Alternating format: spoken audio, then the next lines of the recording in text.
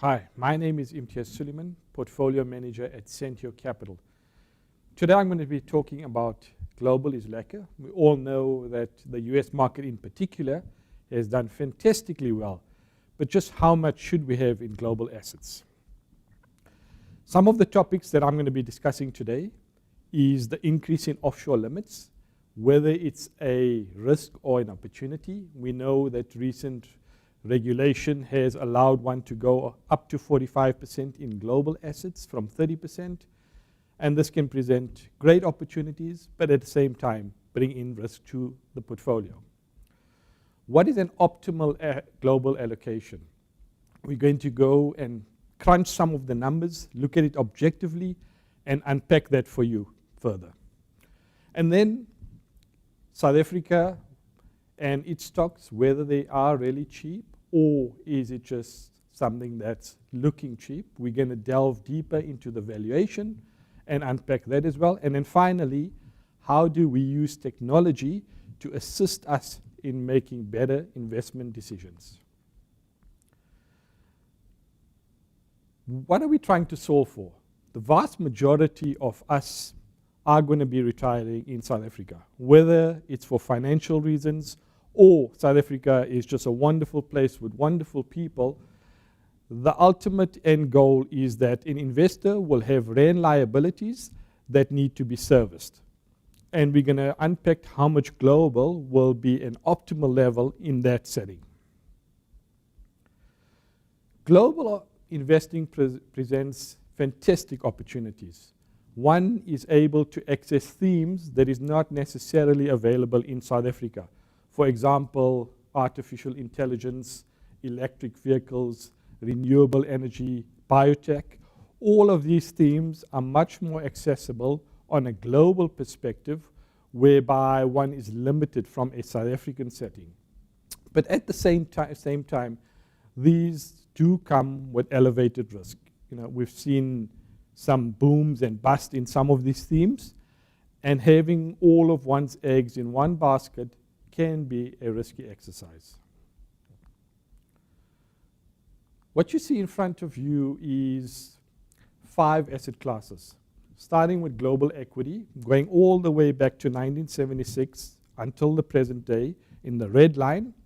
And what you can see there is global equity has done remarkably well over that period. But interestingly, the black line, which is South African equity, has done even better. Now, what I want to draw your attention is to the big drawdowns that we had in global equity in 2000, which was the dot-com bubble, and in 2008, when we had the global financial crisis. And what immediately stands out is that there's been massive drawdowns in global equity during those periods.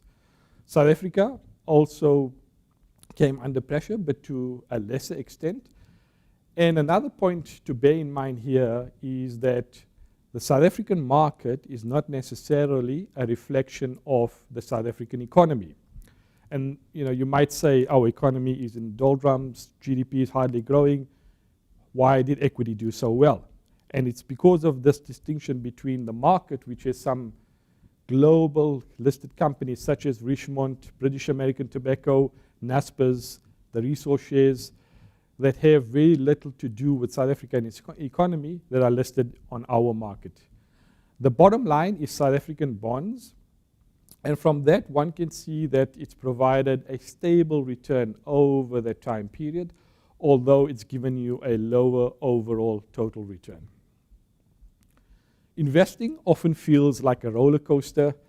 There's always news that makes us nervous from time to time, and it's never an easy ride. And that's where we as asset managers come in to manage the risk of the portfolio and make sure that we combine those assets in an optimal way. So first up, we have global equity, which is the table representation of the graph that we saw in the previous slide. And this is the annualized real return, which is effectively the real return or the return after inflation.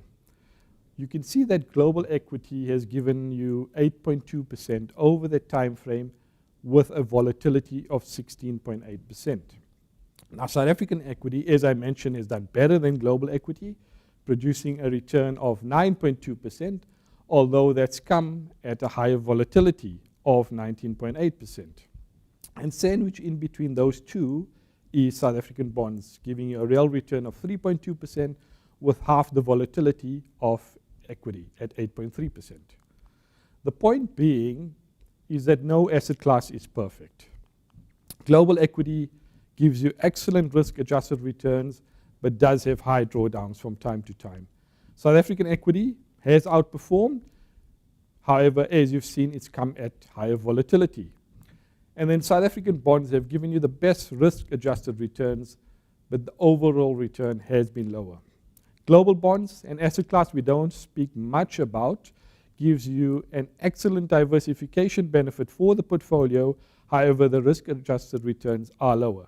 And in South African property, which has gone under tremendous change, especially since COVID, has provided decent returns, but high drawdowns. So let's unpack this further. 2023 being a Rugby World Cup year. Rugby, like is a team sport, is very much centered around having strategy. Investments are similar in that you need a strategy in place, just like rugby teams need to know who their opponents are, how they're going to play the game, and what strategy they're going to follow for that specific match. In investments, one needs a defined process in order to make sure that you produce sustainable, repeatable returns. Teamwork. Rugby is a team sport. At times, you need different players carrying the ball to get it over the line and put points on the scoreboard. Similarly, in investing, one needs different asset classes to play their role at specific times in order to manage the volatility, but also produce the required outcomes from a return perspective. Adaptability. Rugby is a dynamic game. Often during the game, things change and a player can get injured, or the score might not be what the rugby team thought it would be at that point in time, and therefore you need to be adaptable. Similarly, in investments, one needs to be adaptable to different market conditions, different sentiment levels, liquidity environments, and valuation. And then last but not least is risk management. Rugby is a contact sport. Team members are very cognizant of the injury that could occur during the game, and therefore take protective measures such as wearing protective gear, tackling in a certain way. And similarly, in investment, one needs a very robust risk management strategy in order to cater for market dislocations, events that happen that's outside of one's investment universe and horizon.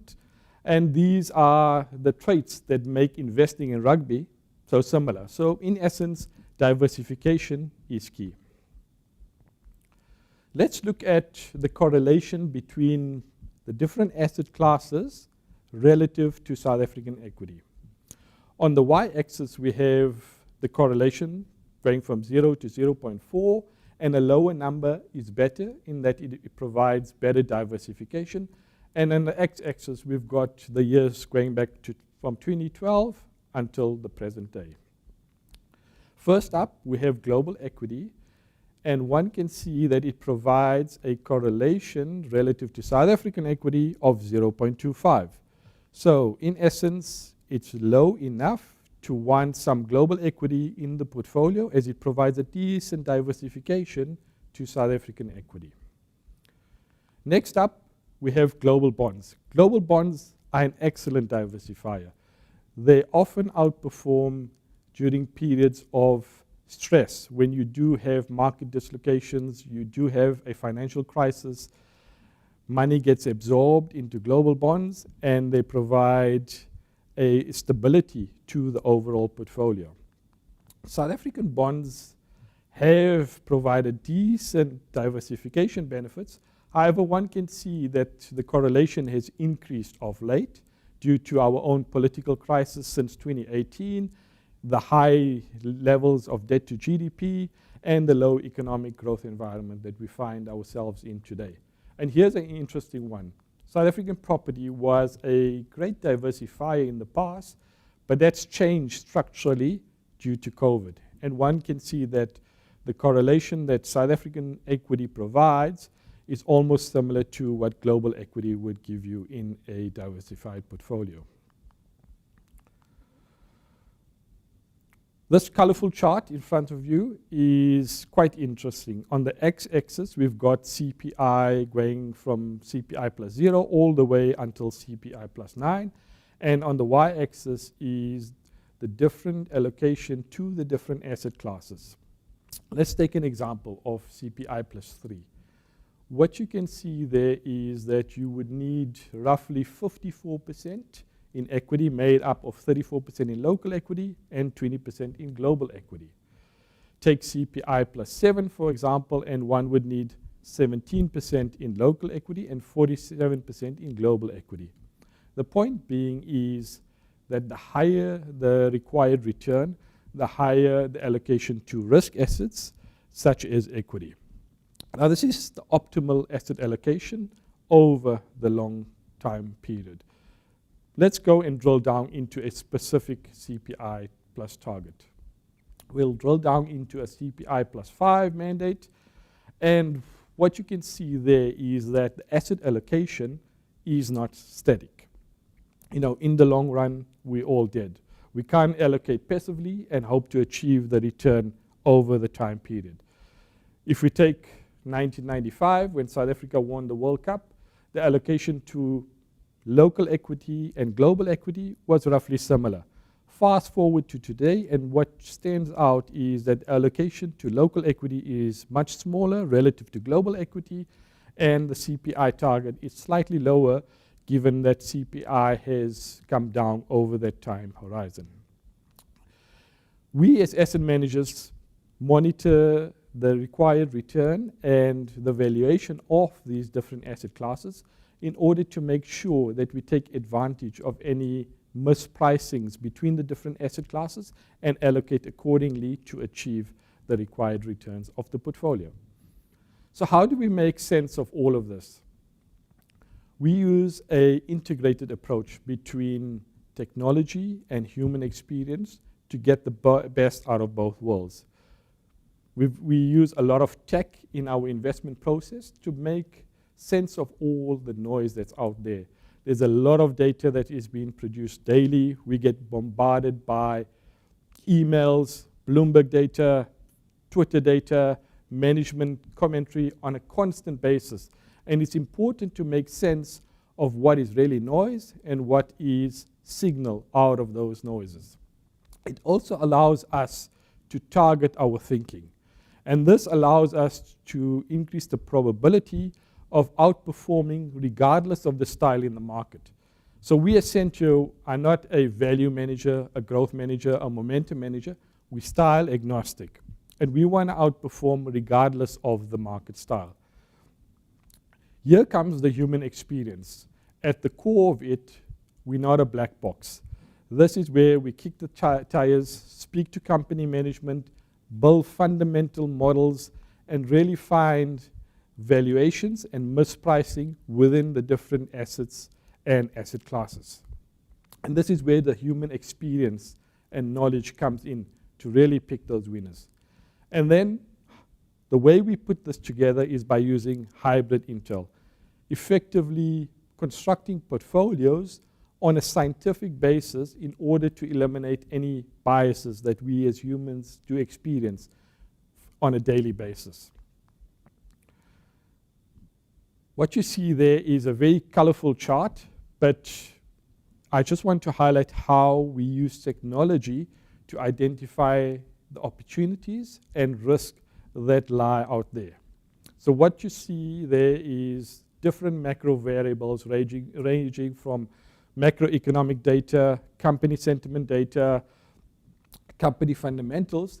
And if you could think of it as a robot where green is good, go, and red highlights risk.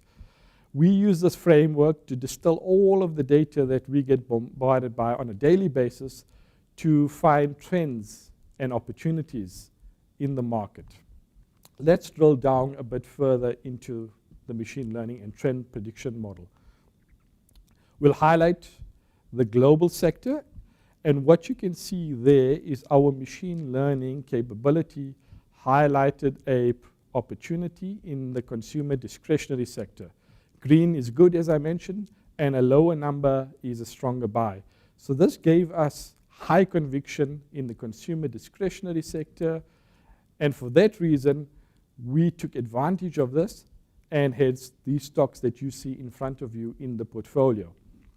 These are the year-to-date returns in rands of those stocks. So Apple, for example, is up 41%. Meta, which is Facebook, is up 116%. Inditex is the owner of Zara Clothing. That's up 42%. So the point being is that we took advantage of the machine learning data. It highlighted an opportunity in the consumer discretionary sector and gave us the conviction to back our fundamental models even more. And these are some of the benefits that came out of that process.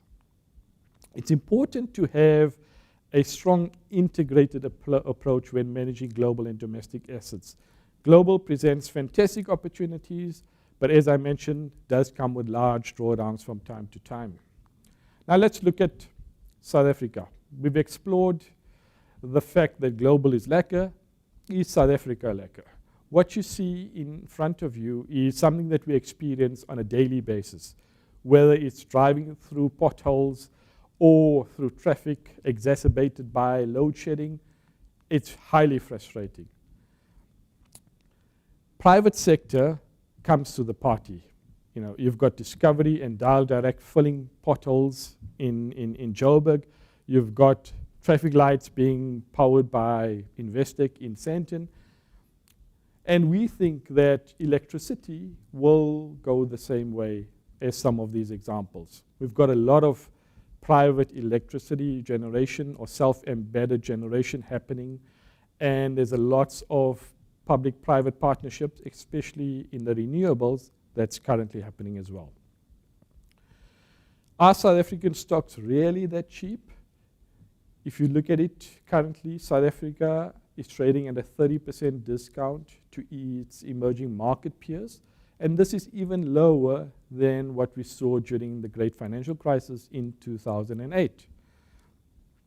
Looking at it, on a relative basis, some of our peer groups that have done fantastically well, like India, Saudi Arabia, Taiwan, are trading at above average market values, and South Africa is towards the lower end, the blue bar being the South African market, and even if you look at it excluding Naspers, we're even cheaper. So the JSE has effectively derated by 50% since 2021. And the big question is this a real Chanel bag that's really on sale, or is it a knockoff product that's masquerading like the original product? Let's explore that in a bit. We think there are some fantastic opportunities, although select within the South African market, to make wonderful returns.